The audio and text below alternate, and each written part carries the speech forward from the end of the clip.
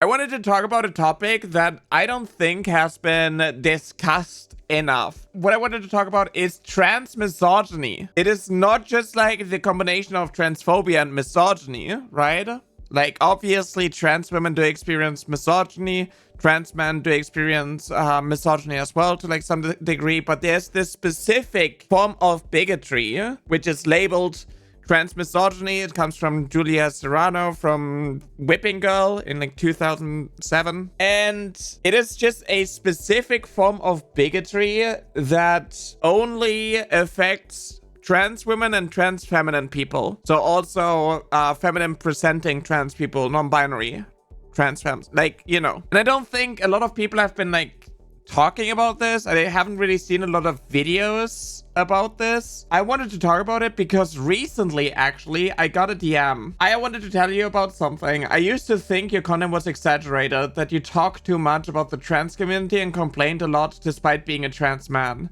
That's what I thought about you, but something happened to me about 2 years ago. I started working at a company, and from the first day I told them I was trans, and they had no problem with it. In fact, they wanted to know more about it. A week ago, a woman started working with us. After a month, she came out as a trans woman.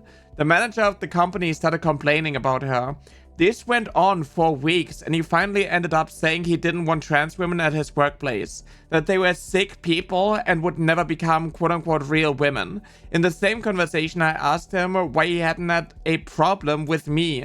And he started saying that trans women are different, that they don't want to be women, but trans men really do want to be men because they try hard, which doesn't make sense. The thing is, I understood for the first time what you do with your content, because I saw that trans women suffer much more than is generally acknowledged. For the record, I knew that trans women were judged a lot in society, but I didn't think it reached this point of accepting a trans man but not a trans woman. So this is transmisogyny. You know, you can read like the full article about it. I will post this. I will post this in the comments and so on in chat real quick. Essentially, this is just how us being trans, how trans women being trans is viewed as in this patriarchal society, right? Let me do my Comic Sans. Trans misogyny. We have transphobia and we have misogyny. And essentially, trans misogyny is just like the intersection,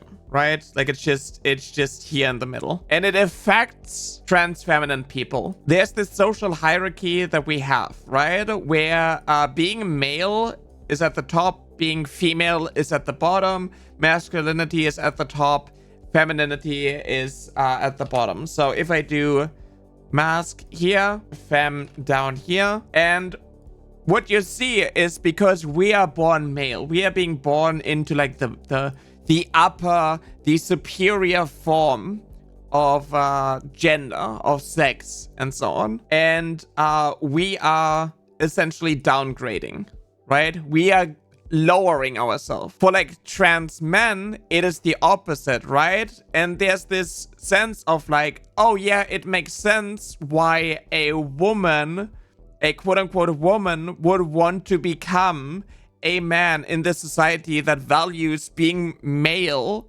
higher, right? You are upgrading. You're going to the next stage. But for us, these people perceive this as like a step down.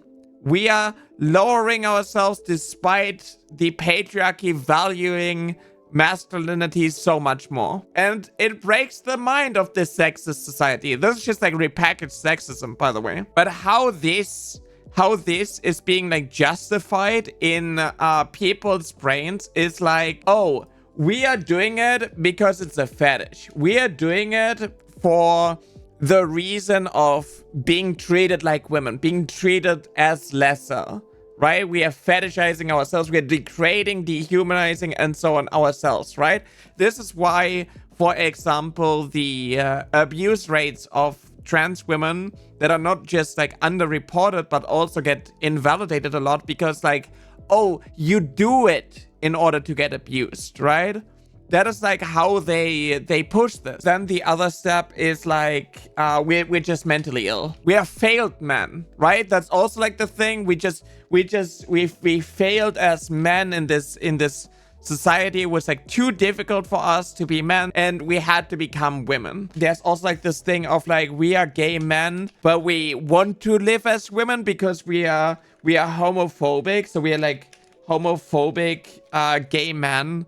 So we need to believe that we are actually women in order to be straight women, because apparently being a gay man, a cis gay man, is more difficult than being a straight woman, right? Which doesn't necessarily make a lot of sense. The majority of like the debates around like trans topics, we are predatory men. We do it for predatory reasons. We do it so we can get away with more. We have like more privilege. We can use our trans identity as a shield in order to go into like women's restrooms and be perverts there, right? That is like the majority of like the argument when it comes to sports, right? Like, oh, we just want to dominate. Like, we failed as men and we are also predatory and we want to take away the hard work from the poor, fragile women. We are essentially like forcing us in these spaces. We're forcing ourselves into like women's spaces in order to be predatory. This is also what they say about trans girls, young trans girls with like the girl guiding situation, right? Like, oh, they are predatory boys who force themselves into girl spaces. Oh, we are predatory evil men. We force ourselves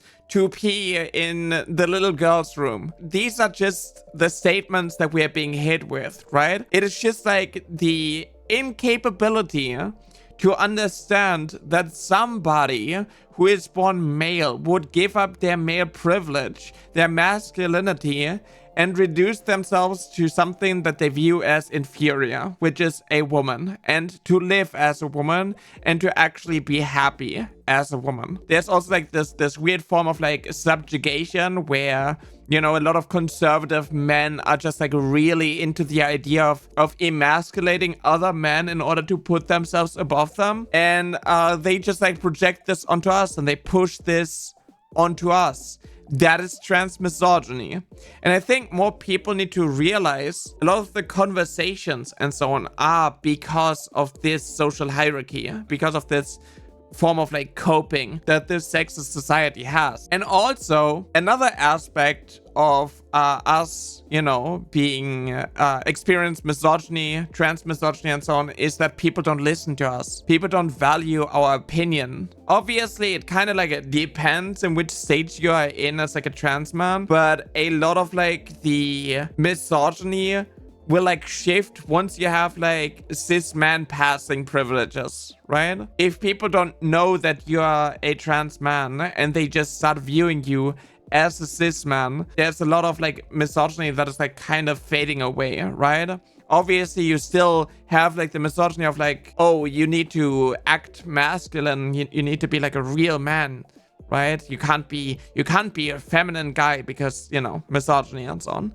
You're making yourself out to be lesser. But when it comes to like trans women, right, like we earn the lowest amount compared to any member of the LGBTQ community. 96 cents men in the LGBTQ plus community, 87 cents women in the LGBTQ plus community, 70 cents non-binary, queer, gender fluid and two-spirited workers, 70 cents for trans men, and 60 cents trans women earn for every dollar the typical worker earns. Obviously, there's a lot of bigotry still that like trans men experience, right? I don't want to like diminish that. A lot of these things, a lot of like trans misogyny and so on highlights that trans women are the women of the trans community. We get talked over, we get invalidated constantly, we are ignored a lot, we are constantly debated.